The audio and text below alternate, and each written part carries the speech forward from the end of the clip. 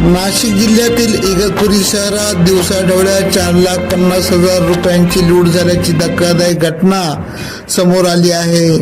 ही घटना 27 एप्रिल 2026 सोमवार दुपारी घडली।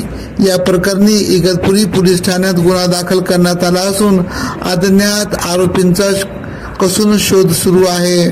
फिर्यादी अण्णा त्र्यंबक सुरसे वय 56 राहणार शिवाजीनगर जेल रोड नाशिक यांनी सोमवारी दुपारी 1:15 वाजेच्या सुमारास इगतपुरी येथील भारतीय स्टेट बँकच्या शाखेतून 4,50,000 रुपये काढले होते। ही रक्कम पांढऱ्या पिशवीत ठेवून ते पायी जात असताना बँकेपासून सुमारे 50 मीटर अंतरावर दुचाकीवरून आलेल्या 2 अज्ञात इसमांनी त्याला अडवले। अज्ञात आरोपींनी फिर्यादीस धक्का देत त्यांच्या हातातील पैशाची पिशवी हिसकावून घेतली व घटनास्थळावरून पसार झाले।